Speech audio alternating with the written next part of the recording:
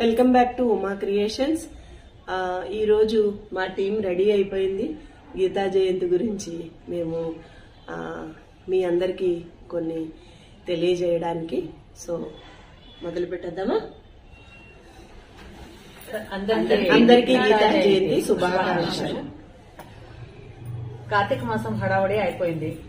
ఇప్పుడు మార్గశిర మాసంలో అడుగు పెట్టాము. ఈ మార్గశిర మాసంలో వచ్చే తొలి పండుగ అంటే గీతా జయంతి అనుకుంటాను. ఈ గీతా జయంతి గురించి మన ప్రేక్షకులకి మీ 4 మాటల్లో చెప్తారా లలిత గారు? ముందు నన్నే అడిగావా? అంతే కదా, ఇప్పుడు మా గురువు గారు మీరే మొదలు పెట్టారు. కార్తీక మాసం స్నానాలు చేసి చేసి జలుబులు పట్టేసుకున్నాయట. నాకు మీ అందరి సంగతి ఏమో గాని అందరికీ అంతే. కాకపోతే ఆ ఉపవాసాలు, ఆ ప్రభంజనం, కార్తీక మాసం అనే ఒక లాంటి వైబ్స్ అంటారు చూడు ఇంగ్లీష్ లో, అదంతా అయ్యి మార్గశిర మాసానికి వచ్చాము. మార్గశిర మాసంలో కూడా మనకి తక్కువ పండుగలు ఏం లేవు కదా. మనకి అసలు ముందుగానే మనకి గీతా జయంతి మొదలవుతుంది. ఈసారి మనకి గీతా జయంతి సోమవారం నాడు 1 డిసెంబర్ రోజున వస్తోంది. గీతాకారుడు అంటేనే మనకి గూస్ బంప్స్. అంటే కృష్ణుడిని మనం, రాముడు అంటే రాముడి పర్సనాలిటీ ఒకటే, ఎప్పుడు కూడా పురుషోత్తముడు, ఒక ధర్మానికి కట్టుబడిన వాడు, అలా మనం ఊహించుకుంటాం రాముడిని. మనకి అలా తెలుసు రామాయణంలో.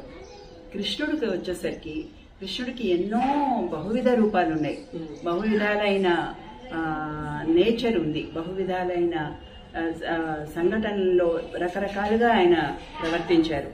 ఒకప్పుడు ధర్మ మువ్వ గోపాలుడుగా, ముద్దు గోపాలుడుగా, కొంటె కృష్ణుడుగా, అలాగే గోపాలకుడుగా, అలాగే రాక్షస సంహారకుడుగా, దుష్ట శిక్షకుడుగా, శిష్ట రక్షకుడుగా, ఒక చక్కటి శిష్యుడుగా, ఒక చక్కటి స్నేహితుడుగా, జగద్గురువుగా ఎన్నో రకాల రూపాల్లో తెలుసు. కానీ ఈ రోజు మనం చెప్పుకోపోయేది ఆ గీతాకారుడు, ఆ గీతాకృష్ణుడి గురించి. మనందరికీ తెలుసు భగవద్గీత మనకి ఎంతో పవిత్రమైన గ్రంథం. ఉపనిషత్తులు, పురాణాలు, వేదాలు ఇవన్నీ కాక భగవద్గీత హిందువులకి ఎంతో పవిత్రమైన గ్రంథం.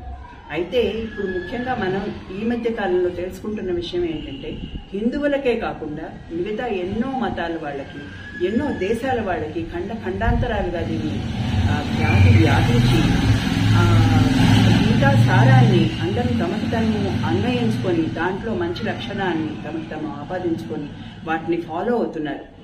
ఎందుకంటే దాంట్లో ఉన్నవి అది నిరంతరం అవి మనం అప్లై చేసుకోవచ్చు లైఫ్ లో. ఆ రోజు 5000 ఏళ్ల క్రితం భగవద్గీతలో శ్రీకృష్ణ భగవానుడు అర్జునుడికి ఏం చెప్పాడో ఈనాటికి కూడా అవి మనకి అవి అన్వయించుకోవచ్చు మన వాళ్ళు. అంటే పురాణాలు కూడా ఫ్రెష్ గా ఇప్పుడు జరిగినట్టే ఉంటాయి. అంతేకాదు మన దైనందిన జీవితంలో మనం ఎంతో వాటిని ఉపయోగించుకోవచ్చు. అసలు ముఖ్యంగా అప్పుడు ఏమైంది అని అనుకుంటే, కౌరవ పాండవుల యుద్ధం అవుతోంది. ఇరువైపులా లక్షల అక్షౌహిణీలు అంటారు కదా. అక్షౌహిణీలు అంటే కొన్ని వేల కోట్ల, వేల లక్షల సైన్యం. అంతమంది సైన్యం మోహరించి ఉన్నారు, ఇటువైపు అటువైపు. అందరూ కూడా బంధువులే, తండ్రులు తాతలు మోహరించి ఉన్నారు అక్కడ. అర్జునుడు కాబట్టి ఆ మాత్రం నిలబడగలిగాడు. మనలాంటి వాళ్ళమైతే నీరు గారిపోతాం. అర్జునుడు సంగ్రామ సింహుడు, అసలు అరివీర భయంకరుడు, ఆయనకి సవ్యసాచి, ఇంకా ఎన్నెన్నో పేర్లున్నాయి. చినుకు పడుతుంటే చినుకుల మధ్యలోంచి వెళ్తాయట ఆయన బాణాలు. వాన చినుకులు పడుతుంటే అంటే అంత వేగంగా బాణాలు వేస్తారు. అంత విలువిద్యాకారులు. ఆయన కూడా ఏం చేశాడు, మధ్యలోకి తీసుకెళ్ళమని అడిగాట రథాన్ని కృష్ణుడితో. 2 సైన్యాలకి మధ్యలోకి తీసుకెళ్లి బావా అని అడిగితే తీసుకెళ్లారట కృష్ణ భగవానుడు. ఇటువైపు చూస్తే అందరూ తనయులు, తండ్రులు, తాతలు అందరూ చుట్టాలే. కజిన్స్ అను, తాతలను, గురువులు, గురుపుత్రులు ఇంతమంది ఉండి వాళ్ళని నేను చంపడం ఏంటి, నా వాళ్ళని నేను చంపడం ఏంటని నీరు గారిపోయి అట్లా వదిలేసి, బావా నేను యుద్ధం చేయలేను అని నీరు గారిన పరిస్థితిలో అప్పుడు శ్రీకృష్ణ భగవానుడు ఎంత ధైర్యం చెప్పినా కూడా, నా వల్ల కాదు, ఇదంతా నా వల్ల కాదు, నేను చేయలేను, నన్ను వదిలేసాయి, వాళ్ళకే రాజ్యం వదిలేస్తా అన్న పరిస్థితిలో శ్రీకృష్ణ భగవానుడు చెప్పింది భగవద్గీత. నువ్వెవరివి చంపడానికి, నువ్వు కాదు చంపేది, వాడి చావు ఆల్రెడీ రాసింది అక్కడ. జననము మరణము అనేవి అవి ఒక సైకిల్ లాగా తిరుగుతూ ఉంటాయి. ఇవాళ పుట్టినవాడు రేపు చచ్చిపోతాడు, మళ్ళీ చచ్చిపోయిన వాడు మళ్ళీ పునర్జన్మెత్తుతాడు. చెయ్యడం వరకే నీ బాధ్యత, ఫలితం నాకు వదిలేసాయి అని అంటే అప్పుడు నాకు అని ఎవరి గురించి అనుకుంటున్నాడు తను? ఆ అంత విశ్వరూపం ధరించిన కృష్ణుడు. నాకు అంటే కృష్ణుడు ఒక మానవుడిలాగా కాదు, అర్జునుడి బావలాగా కాదు, ఒక విష్ణుమూర్తి. ఆ మొత్తం అన్ని లోకాల్ని ఆయన ఆవహించేశాడు ఆయన విశ్వరూపం అన్నమాట. అంత గొప్ప స్వరూపమైన విష్ణుమూర్తి కృష్ణుడిని నన్ను నమ్ముకో, నువ్వు చేయాల్సిన బాధ్యత నువ్వు చేయి. ఎంత అసలు అది ఎంత మంచి వాక్యమా అని అనిపిస్తుంది. మనం సింపుల్ గా చెప్పుకోవాలంటే నీ బాధ్యత నువ్వు చేయి. గాల్లో దీపం పెట్టి నా వల్ల కాదు అని అనుకో, నీ కర్తవ్యం మొత్తం చేయి. అది ఫలితం ఫలితం నాకు వదిలేసేసి, ఫలితం రాలేదనుకో ఇంకొకసారి అంతే తప్ప నీరు గారిపో అన్న వాక్యంలో అసలు ఎంత అర్థం ఇమిడిపోయి ఉంది అని అనిపిస్తుంది. అసలు మనం కొన్ని వందల శ్లోకాలు ఉన్నాయి, ఎంత రోజుకొక శ్లోకం చెప్పుకున్నా మనకి సరిపోదు. ఒక శ్లోకానికి అర్థం చెప్పాలంటేనే ఒక 4 రోజులు. అంత ఇంకా ఇన్హరెంట్ గా ఎంతో ఎంతో అర్థం ఉంది దానికి. మనం మామూలు మానవులం, మనం అంతవరకు పోలేము. కనీసం దాని గురించి మాట్లాడుకుంటేనే బుక్ ఇంట్లో ఉన్నా కూడా మాకు కృష్ణ భగవానుడు ఇంట్లో తప్పకుండా తీరాలి కూడా. ప్రతి ఇంట్లో ఉండాలి. బుక్ ఉండడమే కాదు, అది మనకి కొంచెం టైంలో తీసి కొద్ది టైం దానికి స్పెండ్ చేసి రోజుకు ఒక్క శ్లోకం చదివినా కూడా మనకి కంఠస్థం పట్టినా పట్టలేకపోయినా అర్థం తెలుసుకుని దాని గురించి తెలుసుకోవాలి. మనకే కాకుండా పిల్లలకి కూడా అది మనం చేస్తే మనల్ని చూసి పిల్లలన్నా విదేశీ వాళ్ళు చేస్తున్నారంటే మనం నిజంగానే లలిత గారు చెప్పినట్టు విదేశీ వాళ్ళు మేము యూట్యూబ్ లో అది చూస్తుంటాము. న్యూ జెర్సీ వాళ్ళ క్లాసెస్ పెట్టి వాళ్ళు నేర్చుకుంటున్నారు. మళ్ళీ మనకేంటి, మనకంతా తెలిసిన విషయమే కదా, వాళ్ళకి లేని విషయమే వాళ్ళు చదువుకుంటుంటే మన పిల్లలకి ఎందుకు చెప్పకూడదు అనిపిస్తుంది. నిజంగానే ఇది ఒక లెసన్ లాగా మనము స్కూల్లో పెడితే గవర్నమెంట్ వాళ్ళు నిజంగానే పిల్లలు నేర్చుకుంటారు అనుకుంటాను. ఇస్కాన్ టెంపుల్ వాళ్ళు ఈ రోజు మా స్కూల్ కి వచ్చి ఈ బుక్ అందరికి పిల్లలకి ఇచ్చారు. నాకు నిజంగానే ఆ బుక్ తీసుకున్న తర్వాత చాలా హ్యాపీ అనిపించింది. అంటే రోజు పిల్లలకి ఎంతో కొంత నేర్పిస్తుంటాము. నిజంగానే కృష్ణ భగవానుడు అందరింటికి వచ్చాడు ఈ రోజు అన్న సంతోషం వచ్చింది. అది కాక మనం ఈ వీడియో అనుకున్న రోజు అనుకున్నది ఇంకా హ్యాపీ అనిపించింది. అలా దీని ద్వారా కొంచెం అట్లీస్ట్ పిల్లలకి మనకు 2 లైన్ 4 లైన్ నేర్చుకోవాలని చెప్పడంలో తప్పేం లేదు. ఈ తరాల వాళ్ళకి ఇది చాలా ఇంపార్టెంట్. ఎందుకంటే మన జనరేషన్ కి ఇంకో కొంచెం ఏమో పెద్దవాళ్ళు చెప్పారు, మనం వింటున్నాము. ఈ కాలం పిల్లలకి అట్లీస్ట్ ఈ గీత అనేది అసలు చాలా దూరమైన విషయం. వారికి దగ్గర తీసుకొని రావాలంటే మనం ఇట్లాంటివి ఈ టెంపుల్స్ వాళ్ళు ఇట్లాంటి వాళ్ళు వచ్చి స్కూల్ కి ఇస్తున్నారంటే నిజంగానే వాళ్ళు మంచి ఉపయోగం చేస్తున్నారు వాళ్ళు. ఇంకా ఆ రోజు ప్రాముఖ్యమైన దినం అని అంటారు కదా కవిత, నీకు ఇంకా ఏమన్నా తెలుసా గీతా జయంతి గురించి? అవునండి, మోక్షద ఏకాదశి మార్గశిర ఏకాదశి రోజున జరుపుకుంటారు. అంటే గీతా జయంతి రోజునే ఆ రోజునే మోక్షద ఏకాదశి అంటారా? ఈ రోజు ఉపవాసం చేయడం వలన పాపాలన్నీ మనం ఏ పాపాలైతే మనము ఈ తెలియక చేస్తామో వాటి నుంచి మనం విముక్తి కలుగుతామనే ఒక నమ్మకం అనేది ఉంది. ఈ రోజు అంటే గీతా జయంతి రోజు. అవును, ఈ రోజు మన ఈ భగవద్గీత జన్మ దినం అని చాలా మంది అలా భావిస్తారు అన్నమాట. అది కాకుండా పూర్వీకులు వాళ్ళు ఈ మోక్షానికి వాళ్ళు మనమందరూ మోక్షాన్ని పొందుతానని అందరింట్లో ఉపవాసము చేసి స్వామికి మార్గశిర మాసం కదా ఇప్పుడు వెంకటేశ్వర స్వామికి చాలా ముఖ్యమైనది. అదే పాటలు ఈ ఉపవాసం అంతా చేస్తే మనం పెద్దవాళ్ళు పూర్వీకులు వాళ్ళకందరికీ మోక్షం అందుతుంది అనేది మనందరికీ కూడా ఒక నమ్మకం అనేది ఉంది. దీనికి మోక్షద ఏకాదశి కాకుండా మౌని మౌని ఏకాదశి ఏకాదశి కూడా కూడా అంటారు. అంటారు. మౌని ఏకాదశి అంటే ఏంటి మౌని ఏకాదశి అంటే? మౌని ఏకాదశి అంటే ఇది జైన సంప్రదాయాల వాళ్ళు వాళ్ళ మౌని ఏకాదశి అని ఆ రోజంతా నిశ్శబ్దంగా ఉండి ఆ రోజంతా ఉపవాసం ఉండి చాలా నిష్టగా చేస్తారంట. దానికి మౌని ఏకాదశి అని కూడా అంటారు.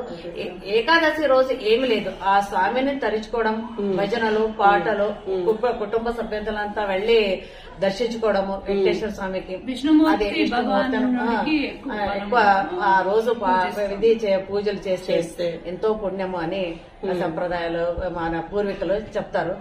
అది ఎంతో కొంత మనము చెప్పింది మనం పాటిస్తే గాని మాకు ఈ సంప్రదాయం అనేది కంటిన్యూ కాదు. ఎంతో మనం ఈ తరం వాళ్ళకంతా ఇది ముందుకు తీసుకెళ్లాలని నా కోరిక. మన కాలనీలో కూడా మనం ఇప్పుడు పిల్లలకి అందరూ నేర్చుకోండి అని చెప్పి వాళ్ళకు ఒక ప్లాట్ఫామ్ ఇస్తే వాళ్ళు కూడా చక్కగా నేర్చుకుని ఓ ఇది కూడా ఉంది అని వాళ్ళకు కూడా తెలుస్తుంది. అది ఇప్పుడు సోమవారం మన కాలనీ పిల్లల చేత ప్లానింగ్ చేశాం కదా. ఇది పిల్లలందరూ కూడా శ్లోకాలు చెప్పి దాని తాత్పర్యం చెప్తే ఒక నలుగురు పిల్లలు చెప్తే వాళ్ళకి ఇంకా ఇంట్రెస్టింగ్ గా ఉంటుంది, గుర్తుపెట్టుకుంటారు. అలాగే నలుగురు పిల్లలు చెప్పారు, కొంతమంది పిల్లలు చెప్పలేదు అంటే వీళ్ళని చూసి వాళ్ళు నేర్చుకోవడానికి ఇంకా ఇన్స్పిరేషన్ ఎంకరేజింగ్ గా ఉంటుంది కదా. నువ్వేమో నేర్చుకున్నావన్నావు 12వ అధ్యాయము.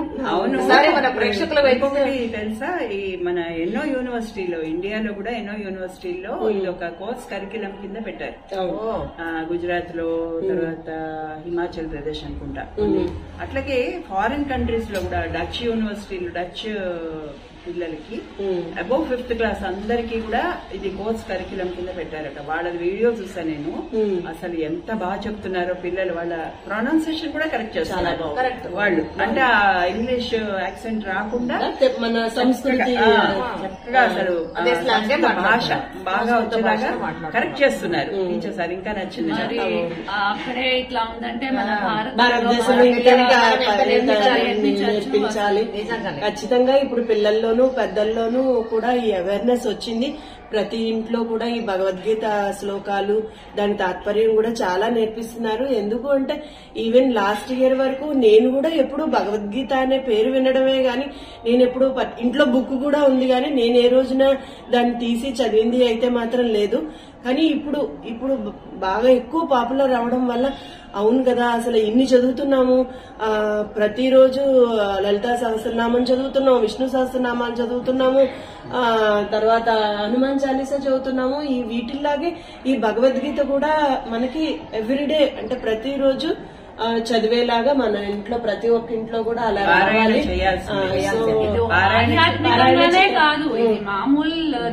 మన జీవితానికి ఒక మార్గాన్ని చెప్పడానికి భగవద్గీత అని అంటారు. అది నాకు తెలీదు.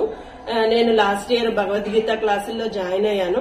జాయిన్ అయ్యి నేను అన్ని మొత్తం 18 చాప్టర్స్ ఉంటాయి కదా, అందులో 18 నేను కంప్లీట్ చేయలేదు, కొన్ని మాత్రం చేయగలిగాను. అందులో నాకు ఇష్టమైనది భక్తి యాగం అన్నమాట. సో దాంట్లో నేను 12వ అధ్యాయము ఇప్పుడు 2 శ్లోకాలు నేను చెప్తాను, దాని తాత్పర్యం కూడా చెప్తాను. ఓం శ్రీకృష్ణ పరబ్రహ్మణే నమః. శ్రీమద్భగవద్గీత అతః 12ోऽధ్యాయః భక్తియోగః.